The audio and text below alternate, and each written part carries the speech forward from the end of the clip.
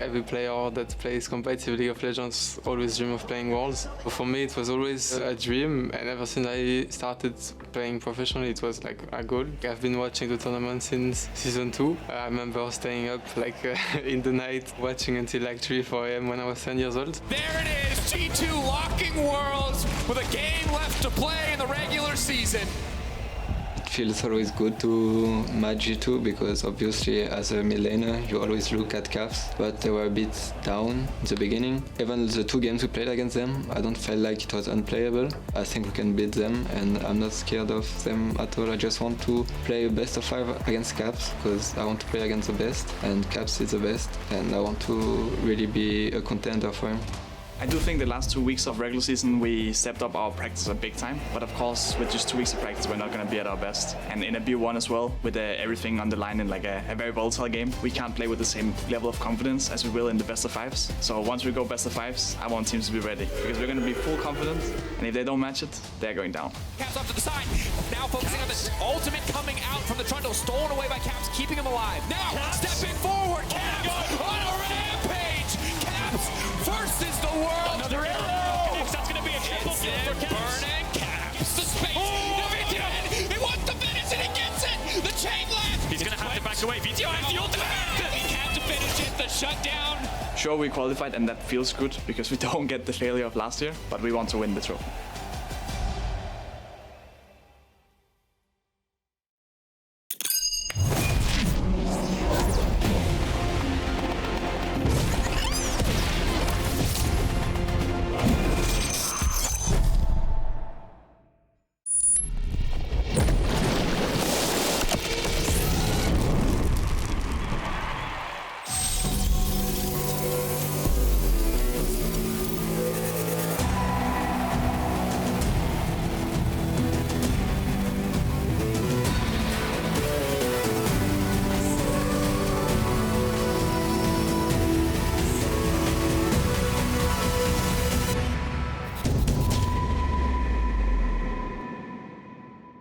Everyone to day 2 of the LEC Summer Playoffs live from Berlin, Germany. G2 and Misfits are going to fight for a guaranteed spot at the finals weekend in Malmö and a battle against Rogue next weekend. The fans are there once again. Luckily for them, it's not pouring down as much as it was yesterday, so the players are quite comfortably getting into the studio, and we have a whole row of G2 fans. I really hope that in the studio it's balanced and that the Misfits players also get a bit of support, hopefully. My name is Shax and I'm joined here at the, well, the couches for now, but the desk area with Broxa and GB, 2 Danes on my staff. Cool. Yeah, it feels good to be here. Always good to have Broxa by my side. 2 Danes, you can never go wrong with that. We'll see. Agree. Time will tell, right? Oh, wow, okay. Let's see, indeed.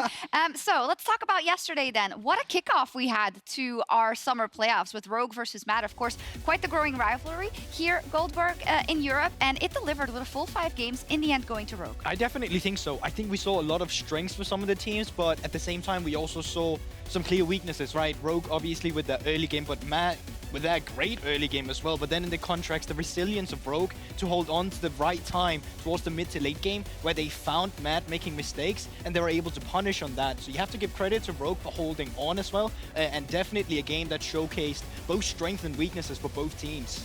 And I think more than anything, just the individual prowess, the mechanics, the team fighting was really impressive, because we saw an incredible amount of team fights in this series, and they were so well played, they were so close.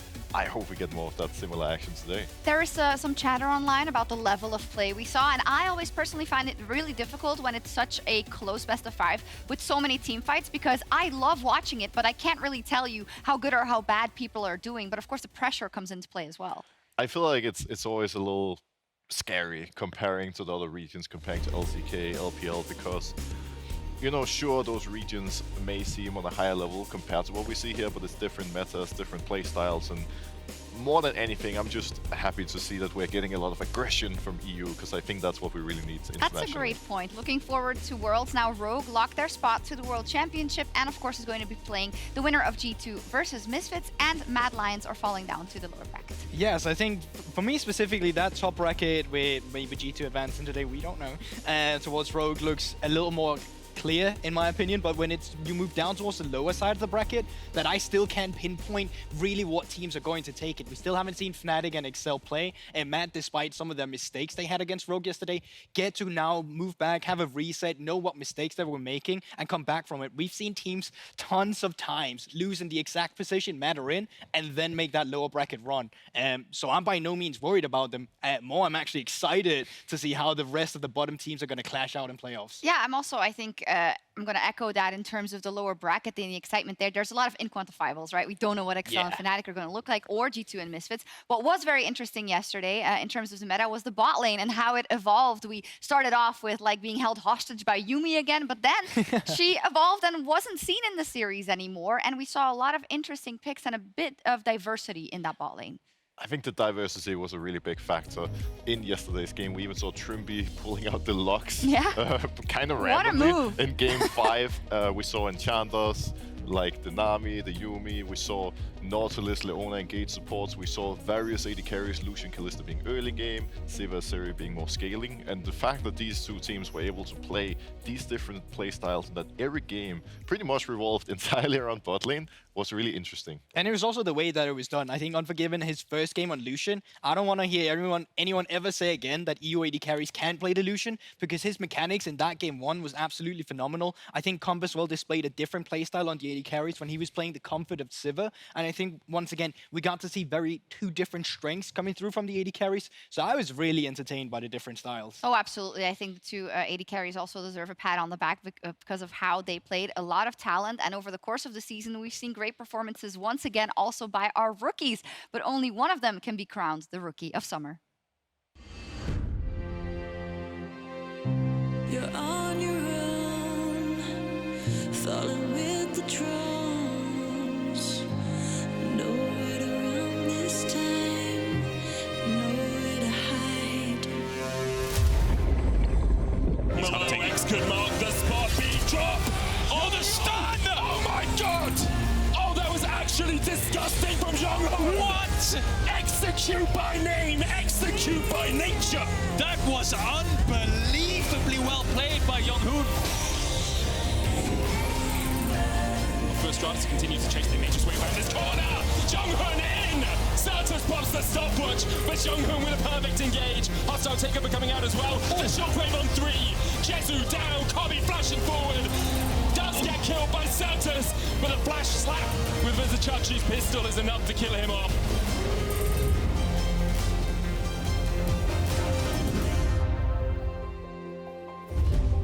Unfortunate part being that GP ult isn't obvious, so they can't really clear out the top wave. Nice battle by Jongho. Tempered fade into the binding. Okay.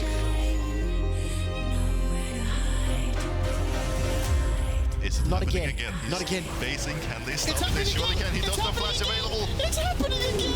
Broxah literally crouched down like he was hunting.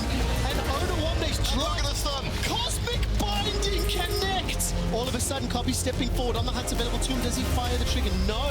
Instead, he doesn't even need it. Mara gets a chomp down and a subjugate to buy time.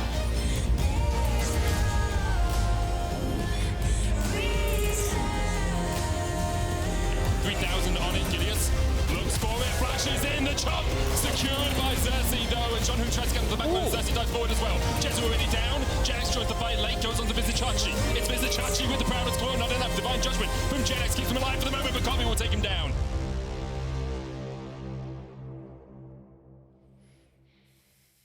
What an awesome highlight reel. He just goes in, you know, and that's always great to see from the supports. And I'm going to throw someone under the bus. In rehearsal, we obviously rehearsed this segment, and Goldberg said that, well, support is the easiest role, so it's actually not that hard. No, so what I said in rehearsal, let me clarify this. I think it's really impressive that he's able to push the boundaries and really push himself to the limits, like Hilly-san quite often does on the support role, especially on a role that's probably one of the easiest in the game. So there you have it. I said it. That's why I said, you don't have to throw me under the bus. I'll do it myself. All right, I just wanted to revisit it because I think it's quite an interesting discussion. We don't have that much time. What do you think, Broxah? Well, I think the point about support being the easiest, first of all, like props to Jongho. He reminds me of Huli in a lot of ways, nice with his playmakers, but I don't think support is actually the easiest role, not in competitive at the very least. Because when we look from the outside, it's not that flashy, it's not that mechanical, but I think supports need to have really smart vision control, they need to be vocal, they ideally need to be leaders, because it's usually to support the mid and the jungle who controls vision and controls the paces of the game. Younghoon has done a great job of that, but just seeing his play on Rakan, Pyke, and Bart, it's very impressive. Definitely deserves And to this be award. fair to GP, I think his whole point was that it's impressive that with all that, he's pushing the boundaries and also making those aggressive plays. What did you say was the easiest role? What did you guys agree on? Well, he thinks it's support, clearly. I don't know if I fully agree with him. I think in solo queue, I would agree. In competitive... You guys said top in rehearsal. He said it, not me. He said it, and he was so scared to say it. Okay, it's tough. All right, whatever. Flame me. I feel so bad. Oh my god, I actually feel pretty But speaking of top... Yeah, speaking of tops, Irrelevant. I want to talk about Irrelevant as well. He was pretty close in the rookie vote, and I think Younghoon was super flashy and super instrumental to Astralis' rise, but I think especially towards the latter part of the season, Irrelevant has really been instrumental to the consistency Misfits has shown. Irrelevant has been very incredible, and one of the things I like so much about him is the fact that Misfits, they haven't played around him at all. He's just sitting completely on an island, but he's always performing, always doing well, always brings out big damage. We see it here, third on damage per minute, even though they just ignore him the entire game. Very consistent and a very big part of why they're looking so good right now. And a reason why we're looking forward to the best of 5 today. But from the rookies to the absolute legends in the scene, Worlds is of course on the horizon, what also the Misfits are playing for. So we want to have a quick look ahead at who our teams might be facing soon. G2 and Rogue already locked in from our side. And then from the other teams around the world, we've got T1 and Gen.G from the LCK and Top Esports from the LPL. So yeah, what a doozy.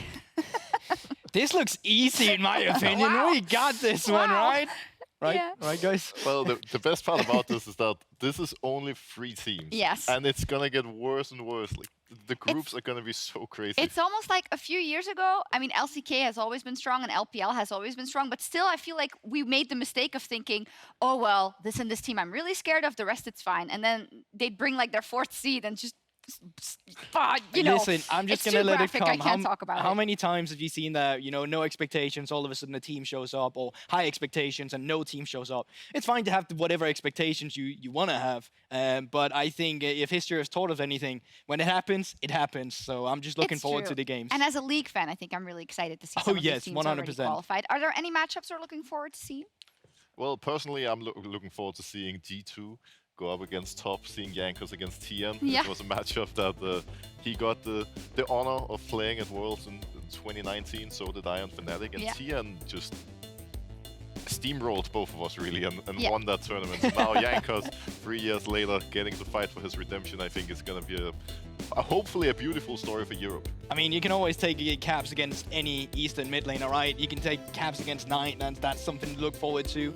With some of the other mid laners that can still make their way to the Worlds Finals as well, or Worlds qualification as well. Lots to look forward to, and specifically for me, like Broken Blade in top lane is something that I'm really looking forward to against Eastern mid laners. And even EG, if they make it, Spired can play against his old team in Yeah. Rogue that made it yesterday. Yeah, maybe there's some magic that happens in the groups, and that happens. It's already in the air. I'm so excited for Worlds. But first, of course, we need to focus on what is on the docket with us, and it is the playoffs. We're getting very much closer to our playoffs and our second best of 5 of the day. And our players had to talk about some famous drafts and recognize them in the history of League of Legends in our latest edition of Pop Quiz. Let's take a look.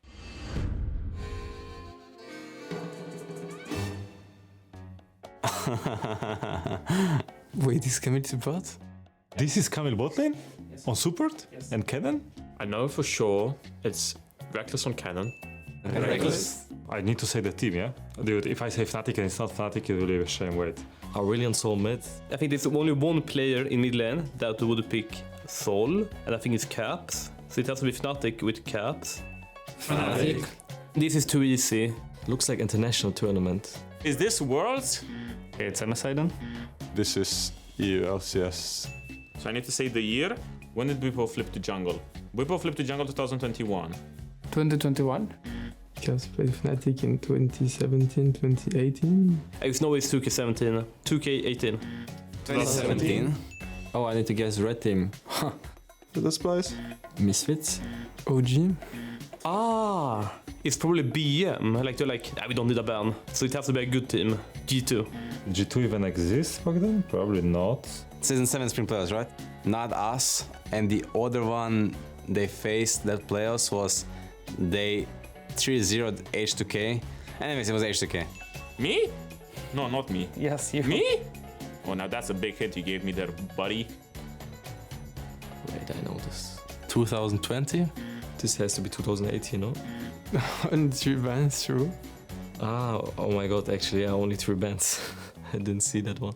2013, 14, 15?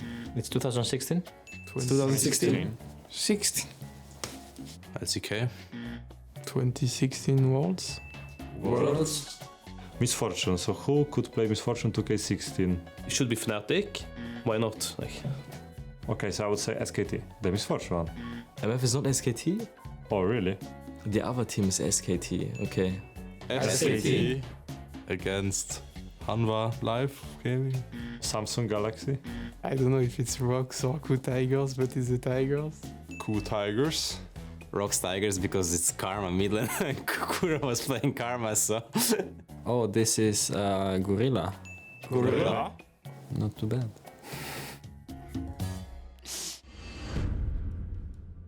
I thought Targama said he'd been watching since 2013. That was one of the most famous drafts ever. I think it's your favorite, actually. It's my favorite series of all time. It's very nostalgic going back and watching every now and then, just because of the dynamic that unfolded on the day with this new bot lane priority on the Misfortune and Ashe. To me, it was groundbreaking back then, and honestly, that's why it's my favorite series back then. It's so cool. Like, it was a semi-final. It's insane, unreal. and they did that. Let's hope we see as much craziness and vigor today. We've got G2 versus Misfits, 2 teams that have very different storylines, obviously, coming into today. Brockside, let's kick it off with G2. Defending champions made that miracle run from the lower bracket. They're already locked for Worlds, so how are they coming into this playoffs? I feel like G2 is in a really good spot coming into the playoffs. I think for many, they are the favorites. They look really solid in every role. Bot lane has been starting to get more stable. Caps is looking very dominant. Yanko starting to show consistency. Broken Blade ended up being the all-pro top laner for a reason. And I think one of the things that separates G2 from many of the other teams is the fact that Broken Blade is so good at carrying top.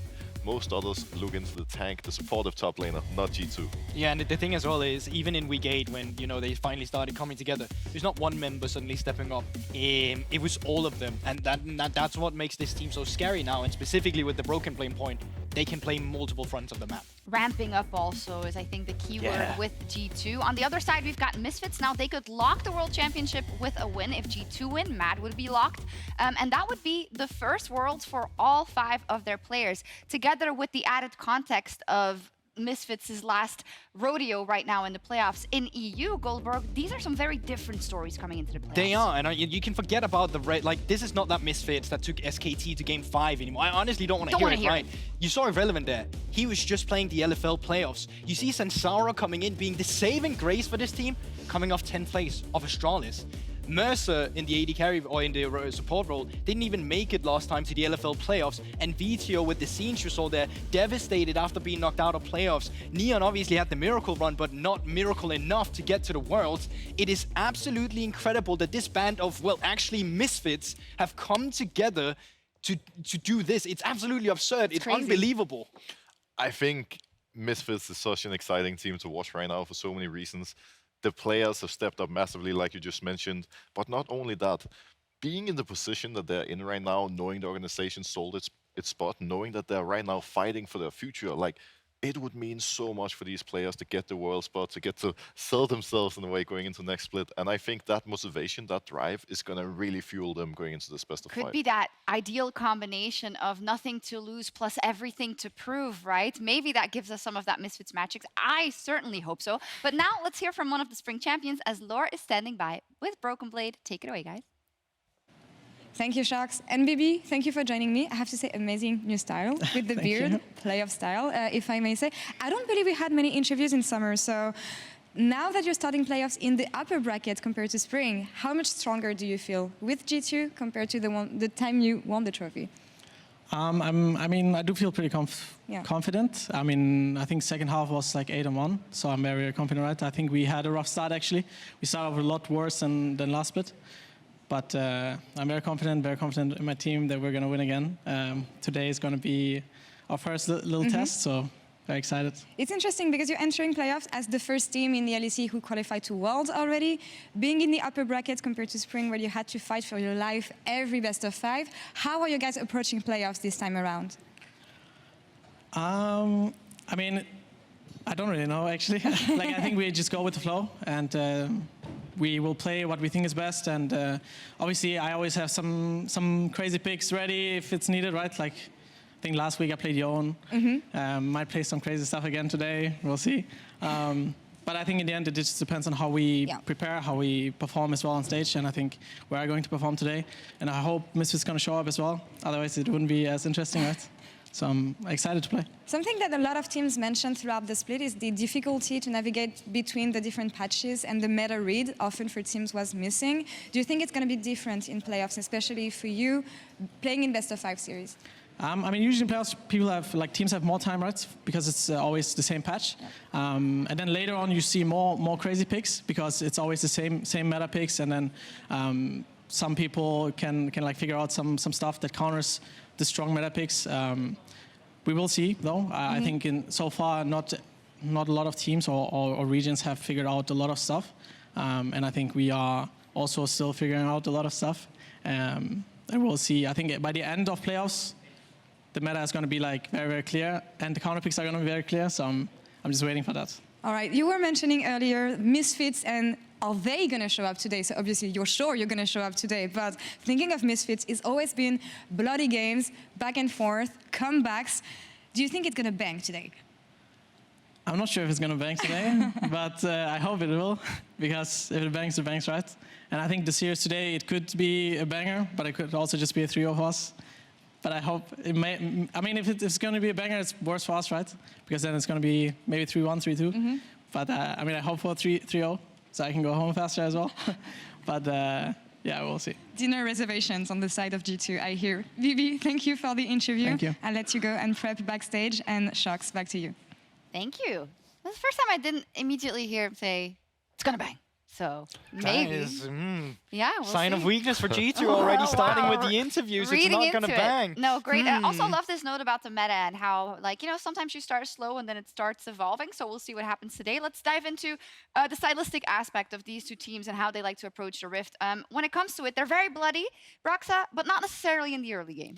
Yeah, I feel like these teams are a bit like the Rogue we saw yesterday. It's slower early games. It's all about the mid and late game team fighting, making sure that they are very strong in the game at that point. And I think the early game is just a setup to get to it. They're not going to look for crazy ganks. You know, I probably say that, and then Yankas is going to look for ganks. Like but it's not what we expect. We expect slow, calculated games leading into team fights. And why do we do that? We do that because of how the team has played so far. You take a look at what we have currently, though, with the team fights that you get. We get very long games from these teams, but they also ramp up in that late game, like we've seen with this. Well, funnily enough, the split from G2. The kill is some of the highest for both teams. The team fight KD also some of the highest. So while the early game might be a bit slow, traditionally speaking, from these teams, once you reach that mid to late game, you can expect a lot of fighting. Slow isn't necessarily bad, of course, right? Slow it can be measured. But then we saw yesterday, you know, Rogue was also pulled into it by Mad, so we don't know what to expect. But when it comes to these team fights, I assume they didn't also draft for the team fights, Braxa?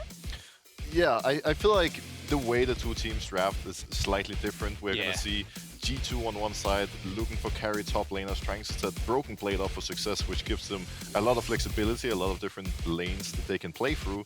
And on the other side, Misfits, we see it in this clip, we see Irrelevant on the on, front to back, standard League of Legends comp.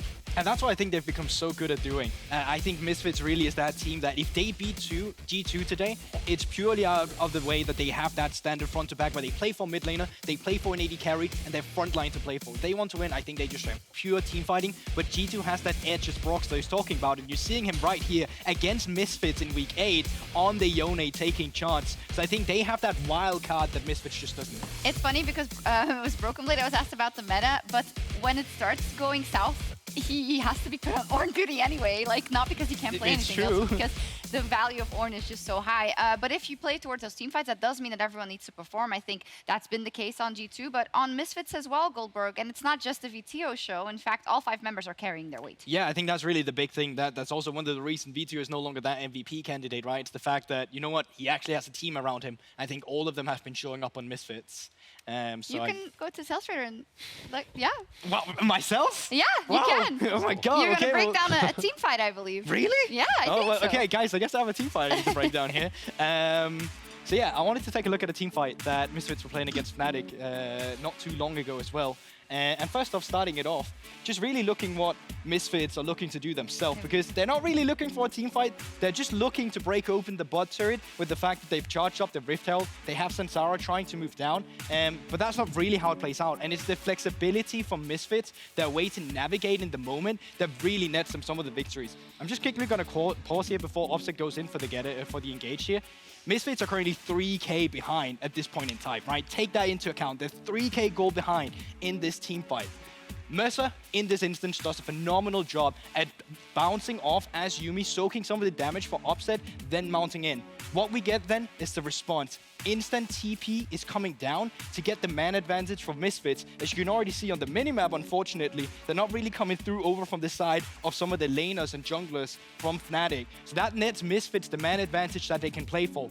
But it doesn't stop there. They get the first kill in Wonder, but then Fnatic thinks that they suddenly can take charge because V2 is split up. And this is where the beauty of Misfits in teamfight kind of comes through. Once again, 3 members are grouped, Neon, or V2 rather, isolated on the front here. Let's have a look at how they really find each other again, because V2 and the rest of them engages onto Humanoid. Now all of a sudden, they found themselves grouped. TP has just been channeled from Irrelevant. Fnatic are starting to get split a little bit. You see all members of Misfits still together because they're so good at navigating in the team fight.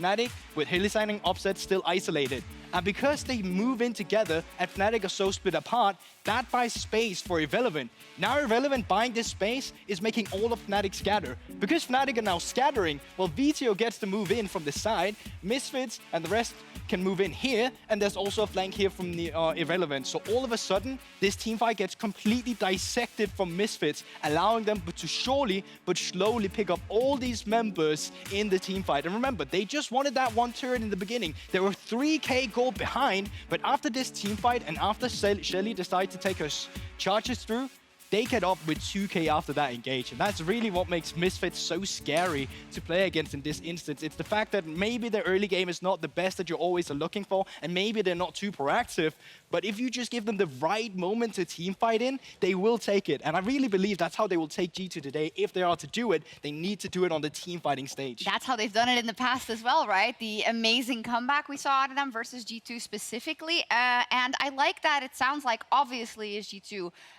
is favored in this matchup, but the play into each other is really good. It's not like they have completely differing styles, right? They know what they're getting out of each other, and I think that works in Misfits' favor. Let's talk about the bot lanes then, who yesterday were so incredibly important. Who's the better bot laner out of FLICKR or Neon?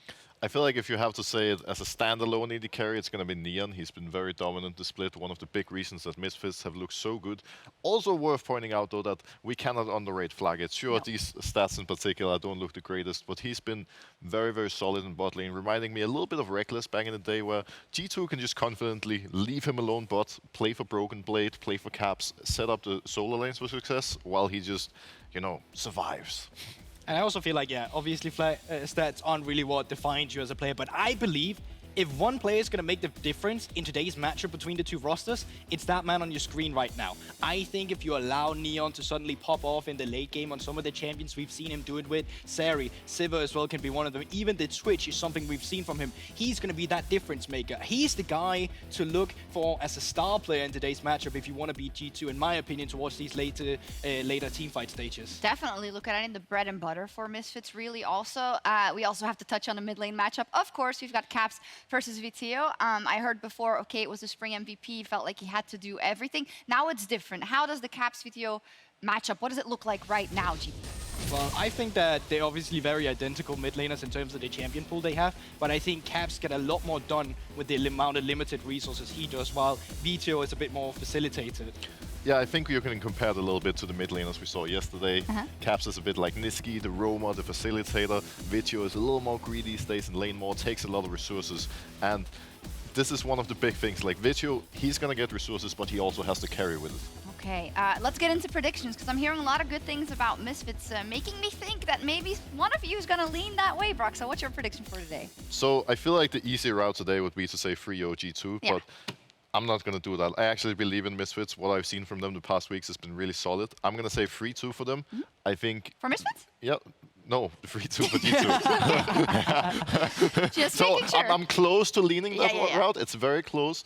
I like believe a little bit more in G2, but I could easily see Misfits swinging it. I think Vitio and Neon, they can really carry these late game fights. And I think I had to go for 3-1 as well. The reason why I have to go with that 3-1 because yes, we're speaking nicely about Misfits, but that's the pure win condition. I still think G2 has an entire roster, way more flexible, and also have their strengths in the team fight. But I do still believe that Misfits will have their stride, will take off that one game where they will have up some of their pop-up performances. Okay, we don't have Discord's votes. Also, yesterday we saw what happened when they both picked Mad Lions. So let's see what happens today. Can Misfits, in their final playoffs run, take down G2 and secure a ticket to the World Championship? Let's get into game one with Dracos, Kadril, and Fetty. Let's go.